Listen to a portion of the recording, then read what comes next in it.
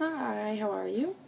Welcome. I don't know if I've made a short-haired video or how long it's been, I forget, to be honest with you, but living in New York now, things are a little different. I think I'll be doing a lot more video blogs because I'm getting into, or vlogs, I'm getting into writing again a lot more. I'm losing my voice, by the way. So today, I left my class early because I felt really inclined to make a blog and to write a blog, and I was taking notes, but nothing was really inspiring me. So as I was getting off the train, I saw these two men, and they were kind of signing at each other, and I thought they were just like, "Yo, man, you want to go? This is our stop?" No. And it turned out that they were deaf. So I right away was very interested for specific reasons, which you'll understand. I wound up making a Facebook status of questions that kind of arose. So basically my status went like this, and I'll just read it because it made a lot more sense and than I could probably say right now. So, okay, so I said, I saw two men dressed in what older Americans would call gangster apparel.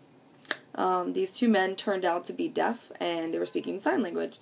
So a natural childlike curiosity arose and brought up this question. I said, do deaf people that might grow up in slightly hood areas speak sign language in a hood lingo? Or do they spend their time reading and signing about intellectual things and their life's happenings? You know what I mean? Or are they caught up in the fast life? I know they all, just like us, we all dress based off of our visual influence and inspiration, but I also was wondering, I know that they listen to music. A lot of people that can't hear enjoy the beat and feeling the music, but do they read the lyrics, and does that influence them as well, as much as it influences anybody else that can hear? So I came into my building, and the door guy was there, so I was like, I have a topic for you, so I just gotta ask somebody because it's making me crazy. Not really, I'm just kind of curious, but so I told him my status, and he was like, yeah, I think they do have a lingo or whatever. Were you living here during Hurricane Sandy? And I was like, no. And he said, okay, so there was this lady who was translating in sign language, and she was speaking for the governor and the mayor. And he said that she was a little bit tomboyish, and when she signed, she had a little more swag to it. She wasn't fluent, and it was very, I don't know, she just had a swag. So I was like, all right, that's cool. And then I forget what else he said, but anyway, I got on the elevator. I called my boy Jay because he's hilarious, and he was like, yeah, this is a good topic. And I was like, I'm really curious. So then we started talking, and we were like, well, he speaks Spanish, so he was like, I wonder if they have a Spanglish. Do they speak a mix? Does every country have the same sign language, or is it one set precedent for it, and then people kind of go off a little bit, and one hand gesture might mean one thing in one place and something vulgar somewhere else, which happens a lot with different dialects. And then I was also wondering, does a person from even different boroughs have different languages or different signs for different things? And then I was also talking to my roommate about it, and I was like, if I was deaf growing up and didn't want my parents, parents, my mom used to speak German with my grandmother and my great-grandmother about me, and I was very aware of it.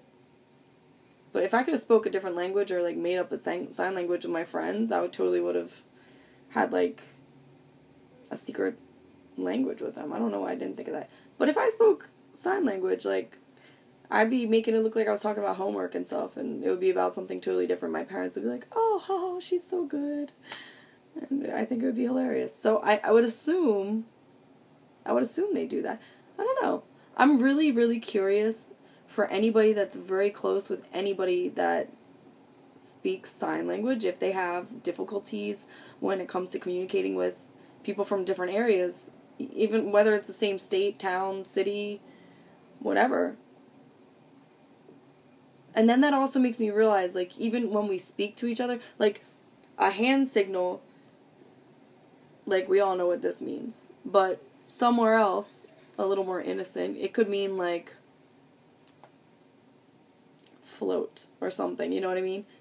that just made me realize the attachment that, wow, the attachment that we have to words when we speak them. Like, a word doesn't mean the same thing to you as it does to me based off of our past experience. Simple words.